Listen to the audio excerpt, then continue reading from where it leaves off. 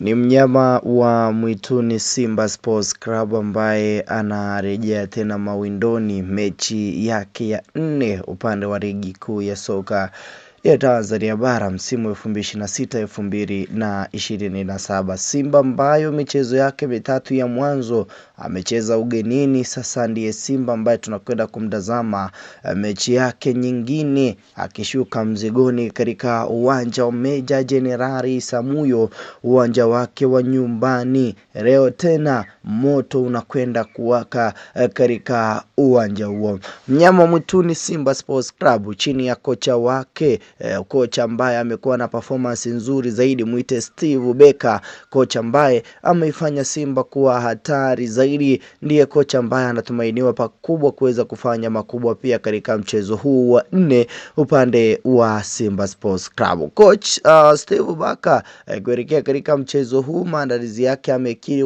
kuweka wazi kuwa yamekamilika, na sasa ndio wakati ambao tunakwenda kutazama kikosi chake itakapotimia majira ya saa 1 kamili usiku kwenda kushuka mzigoni dhidi ya Wanamangush Coastal Union. Sasa binafsi nikupitishe katika sehemu ya kikosi cha nyota 11 ambao tunakwenda kuwatazama katika mchezo huu, Simba dhidi ya Coastal Union. Baadhi ya wachezaji wanakosekana kwa sababu ya kadi nyekundu ambazo wameweza kuoneshwa katika michezo kadhaa iliyopita, lakini pia baadhi ya wachezaji wanakosekana kwa sababu ya majeraha ambayo yamekuwa yakiwa handama kwa hapa na pale katika sehemu moja au sehemu nyingine, lakini all in all tunasema ya kwamba mnyama pakubwa yamedhamiria within this very season kuhakikisha kwamba anautoa ubingwa wa ligi kuu ya soka ya Tanzania bara, na kila kitu kinakwenda kwa uzuri kabisa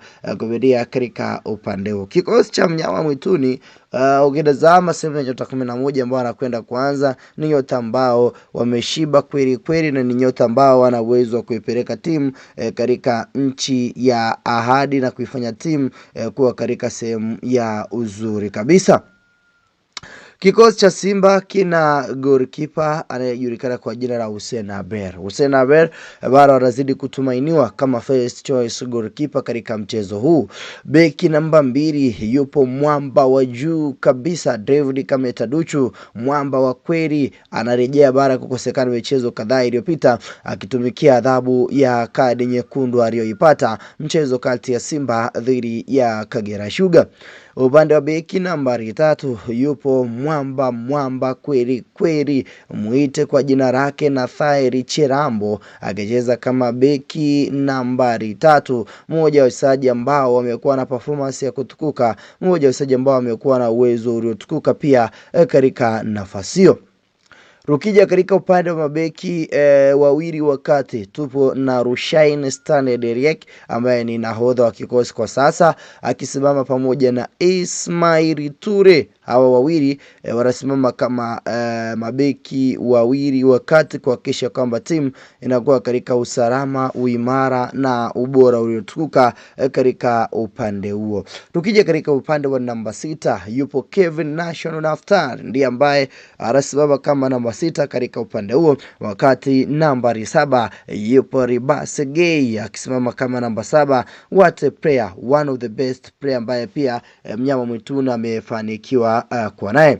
Rukija katika upande wa nambari 8 yupo mwamba wa juu kabisa, muite Neo Gift Maema, yeye ndiye ambaye anacheza kama namba 8, yani box to box midfielder, wakati ambao nambari 9 yupo mwamba Rimpanzu Kibisa wala Volcano, ndiye anasimama kama namba 9 na kuifanya Simba iwe katika uimara wake.